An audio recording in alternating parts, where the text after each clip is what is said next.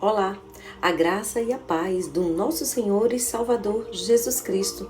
Eu me chamo Anne, sou do Rio Grande do Norte e quero junto com você compartilhar da poderosa palavra de Deus em nome de Jesus. Abra o seu coração. Estamos fazendo a leitura do livro Uma Vida com Propósitos e hoje estamos chegando ao 37º dia e o tema partilhando sua mensagem de vida. E a palavra encontra-se em 1 João 5,10, parte A. Quem crê no Filho de Deus tem o testemunho de Deus nele. 1 Tessalonicenses 1:8. A vida de vocês ecoa a palavra do Senhor. As notícias sobre sua fé em Deus são conhecidas. Já não temos que dizer mais nada. Vocês são a mensagem. Deus lhe deu uma mensagem de vida para você partilhar. Quando você se tornou cristão, da mesma forma se tornou mensageiro de Deus. Deus quer falar ao mundo através de você.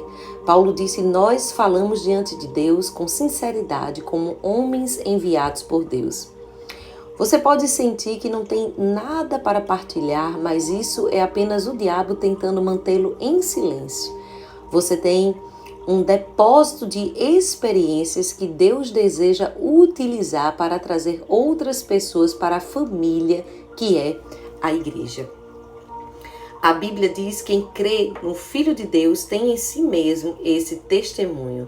Sua mensagem de vida está dividida em 4 partes. Primeiro, seu testemunho, a história de como você iniciou um relacionamento com Jesus. Suas lições de vidas, em segundo lugar, as mais importantes lições que Deus lhe ensinou. Terceiro, suas paixões de origem divina, as questões pelas quais você mais se interessa segundo a forma que Deus lhe deu. E quarto e último, as boas novas, a mensagem da salvação. Sua mensagem de vida inclui o seu testemunho. O testemunho é a história de como Cristo foi importante na sua vida. Pedro nos diz que fomos escolhidos por Deus para fazer sua obra e falar por Ele, a fim de dizer aos outros, noite e dia, a diferença que Ele fez para vocês. Essa é a essência do testemunho, simplesmente partilhar suas experiências pessoais no que diz respeito ao Senhor. Em um tribunal, não se espera que a testemunha debata o caso, comprove a verdade ou insista em determinado veredito. Esse é o trabalho dos advogados. A testemunha simplesmente conta o que aconteceu e o que viu. Jesus disse: vocês serão minhas testemunhas e não vocês serão meus advogados. Ele quer que você conte a sua história para os outros. Dar seu testemunho é uma das principais partes de sua missão aqui na Terra, porque é original. Não há outra história exatamente igual à sua. Então, somente você pode contá-la. Se você deixar de partilhá-la, ela será perdida para sempre. Você pode não ser um estudioso da Bíblia, mas é uma autoridade quando se trata de sua vida. Também porque é difícil argumentar com a experiência pessoal de cada um, não é? Na prática, seu testemunho pessoal é mais eficaz do que um sermão, porque as pessoas que não creem veem os pastores como vendedores profissionais, mas veem a você como um cliente satisfeito. Logo lhe dão muito mais credibilidade. As histórias pessoais também são as mais fáceis de relatar do que princípios, e as pessoas adoram ouvi-las. Elas captam nossa atenção e ficam em nossa memória por mais tempo. Os incrédulos provavelmente perderiam o interesse se você começasse a citar teólogos, mas têm uma curiosidade natural sobre experiências que nunca tiveram. Histórias compartilhadas criam uma ponte de relacionamento por onde Jesus pode atravessar o seu coração e ir em direção ao coração delas. Outro mérito do testemunho é o fato de ele contar todas as nossas questões, contornar as defesas intelectuais. Muitas pessoas não aceitariam a autoridade da Bíblia, iriam dar ouvido a uma modesta história pessoal, certamente. Foi por isso que, em 6 ocasiões distintas, Paulo usou seu testemunho em vez de citar as Escrituras. A Bíblia diz: estejam sempre prontos para responder a qualquer pessoa que pedir que expliquem a esperança que vocês têm. Contudo, façam isso com mansidão e respeito. A melhor forma de estarmos preparados é escrever o nosso testemunho e não decorar os pontos principais, mas dividam em 4 partes. Seu testemunho agora você vai dividir em 4 partes. Se você quiser parar o áudio e anotar, faça bom proveito. Primeiro, como eu era na minha vida antes de conhecer Jesus. Segundo, como percebi que precisava de Jesus. Terceiro, como comprometi minha vida com Jesus. E quarto, a diferença que Jesus faz na minha vida. Você, logicamente, tem muitos outros testemunhos além do relato de sua salvação. Você tem um relato para cada experiência na qual Deus o auxiliou. Você deve fazer uma lista de todos os problemas, circunstâncias e crises das quais Deus o salvou. Então, seja sensível e utilize o relato que melhor se relacione com seu amigo incrédulo. Situações diferentes pedem testemunhos diferentes. Sua mensagem de vida inclui suas lições de vida. A segunda parte de sua mensagem de vida são verdades que Deus lhe ensinou a partir das suas experiências com Ele. Existem lições e discernimentos que você aprendeu sobre Deus, relacionamentos, problemas, tentações e outros aspectos da vida. Davi orou: Deus, ensina-me as lições da vida para que eu mantenha no curso. Deploravelmente, muitas vezes deixamos de aprender com várias coisas que nos acontecem. Sobre os israelitas, a Bíblia diz: repetidas vezes Deus os resgatou, mas eles nunca aprenderam até que finalmente seus pecados os destruíram. Você provavelmente já conheceu pessoas assim. Embora seja sábio aprender com as nossas experiências, é ainda mais sábio aprender com as experiências dos outros. Não há tempo suficiente para aprender tudo na vida por tentativa e erro. Devemos aprender com as lições de vida dos outros. A Bíblia diz que quando alguém está querendo aprender, o conselho de uma pessoa experiente vale mais do que anéis de ouro ou joias de ouro puro. Escreva as principais lições da vida que aprendeu para que possa partilhá-la com os outros. Devemos ser gratos a Salomão por tê-la feito, pois ele nos deu os livros de Provérbios e Eclesiastes, os quais são repletos de lições práticas de vida.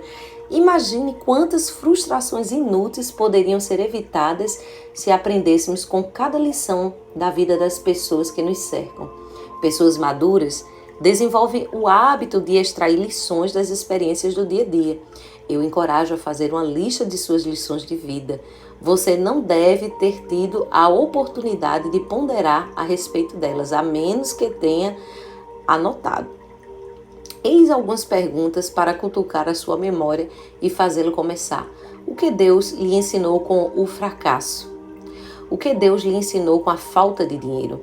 O que Deus lhe ensinou com a dor, a tristeza, a depressão? O que Deus lhe ensinou com a expectativa?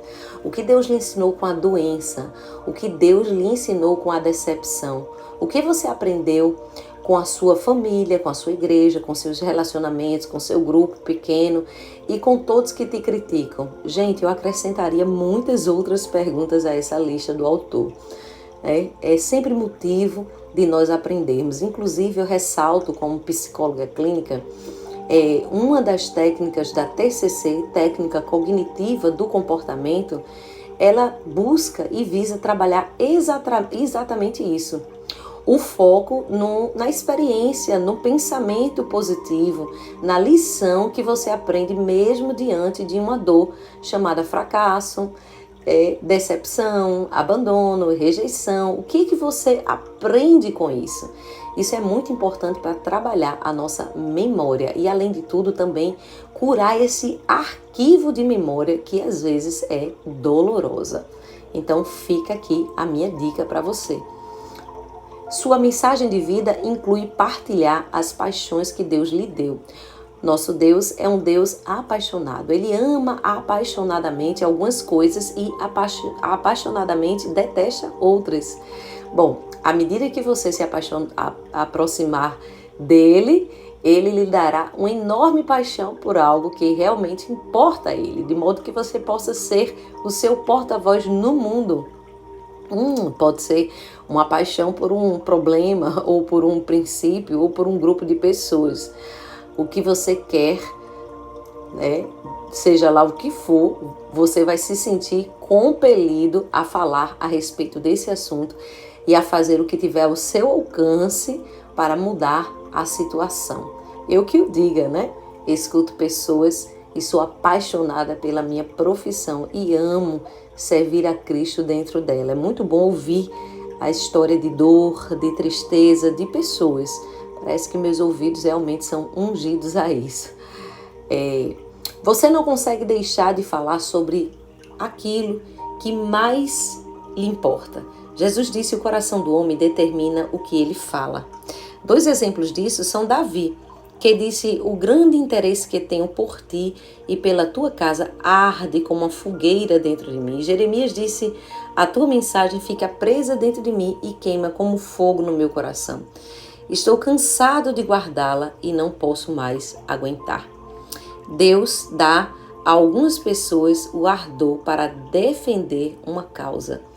É geralmente um problema que foi sentido na pele, como violência, vício, esterilidade, depressão, doença ou alguma outra dificuldade. Algumas vezes Deus dá às pessoas uma paixão para falar em nome de grupos que não podem falar por si sós. Os que ainda não nasceram, os perseguidos, os pobres, os encarcerados, os maltratados, os desprovidos, os que não tiveram direito à justiça.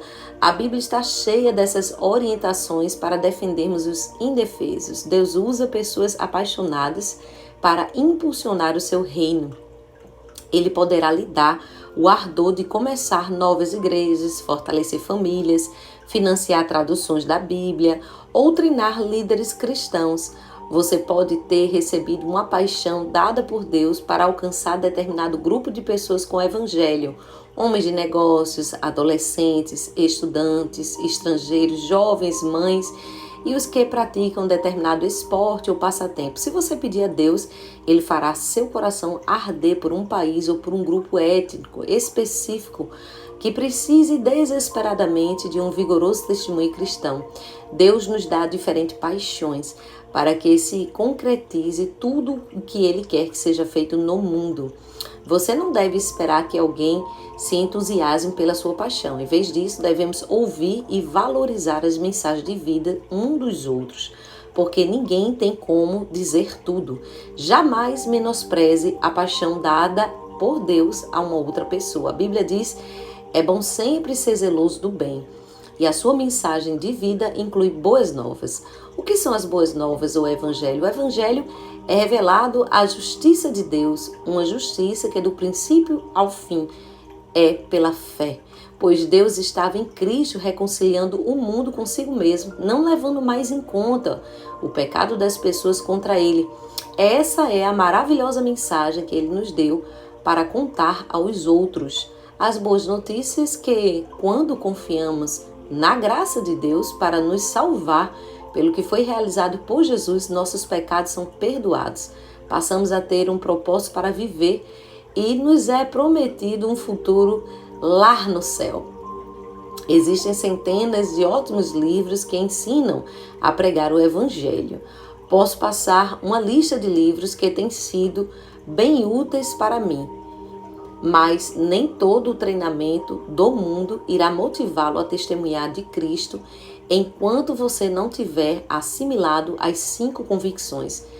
expressas no capítulo anterior. O mais importante é que você aprenda a amar aos perdidos da forma que Deus ama. Deus nunca deu a vida a uma pessoa por quem não sentisse amor. Todos importam para Ele. Quando Jesus estendeu os braços na cruz, Ele estava dizendo: eis o tanto que eu amo. A Bíblia diz: pois o amor de Cristo nos constrange, porque estamos convencidos de que um morreu por todos.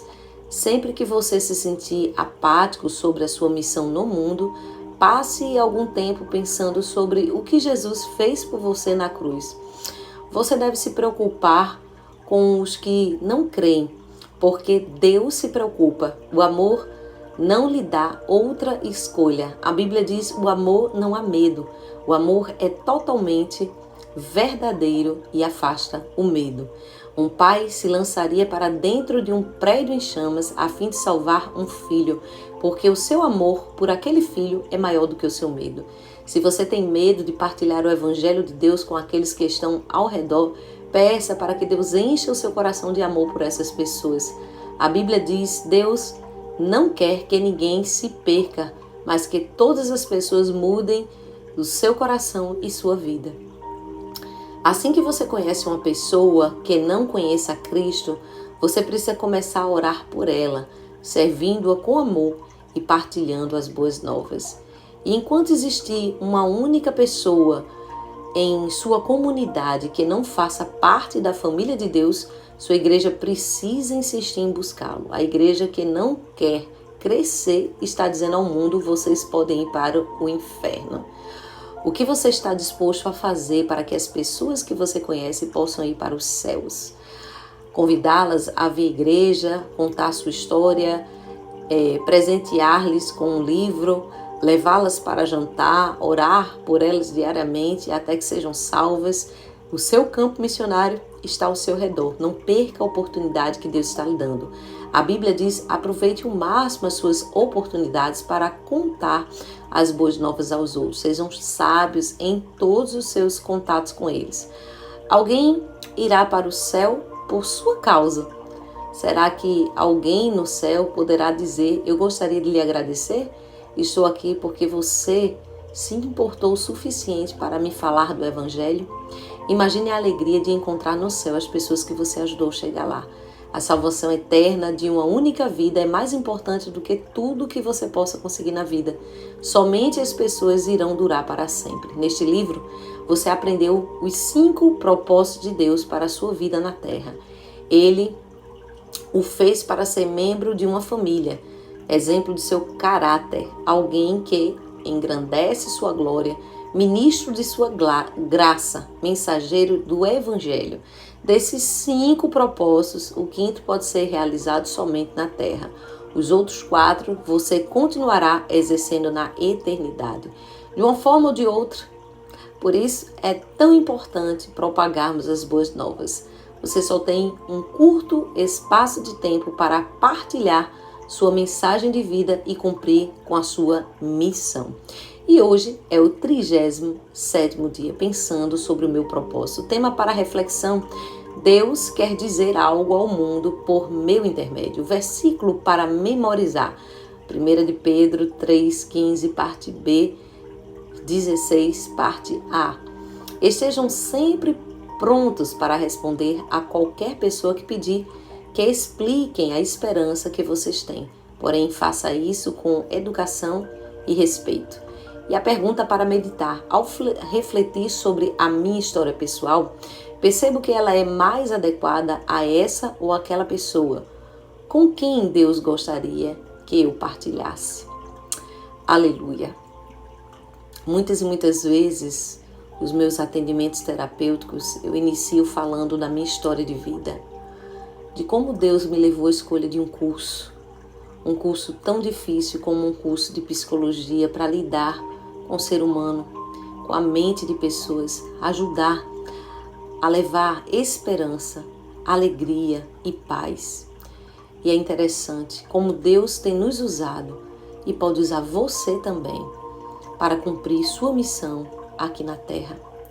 Que você possa abrir os seus olhos e reconhecer o chamado de Deus sobre a sua vida e partilhe a sua mensagem de vida. Pai, em nome de Jesus, que o teu filho, a tua filha que neste momento está ouvindo este áudio possa testemunhar, Senhor, a história de como iniciou a jornada, a caminhada, o encontro contigo. Pai, que as lições que o Senhor tem ensinado diante de todas as decepções, frustrações, fracassos, de todos os desertos da vida, sejam verdadeiras lições divinas. Senhor, partilha, Senhor, da tua palavra com teu servo, com a tua serva, que o Senhor possa, em nome de Jesus, revelar-lhes, ó Deus, o caminho, Senhor, que é Cristo Jesus, a vida antes com Cristo, como precisava de Cristo, como ainda precisamos de Cristo, que essa mensagem, que inclui, Senhor, lições da vida cotidiana, possam ser experiências impactantes para a vida de outras pessoas, Senhor. Pois nós sabemos, ó Pai querido e amado, que o Senhor tem nos dado o vigor, a força que provém do Teu Espírito, para que essas mensagens venham arder em nosso coração e elas possam transformar as vidas ao redor, Senhor. Tu nos salvasse para isso, nos tirasse, Senhor, das trevas para isso. E assim, Senhor, que por nosso intermédio o mundo possa Te conhecer e conhecer ao único Deus ao qual nós servimos. Nós pedimos a Ti esse entendimento e essa graça, com toda educação e respeito, com toda mansidão, com todo temor e tremor, que o Senhor escolha quem é esta pessoa de nosso alvo para este dia, para esta semana, que no nome de Jesus a Tua mensagem seja ministrada e o testemunho seja dado e que nós venhamos a ter resultado aplicando este livro na prática. Assim nós Te oramos e Te agradecemos em o nome de Jesus. Amém e amém.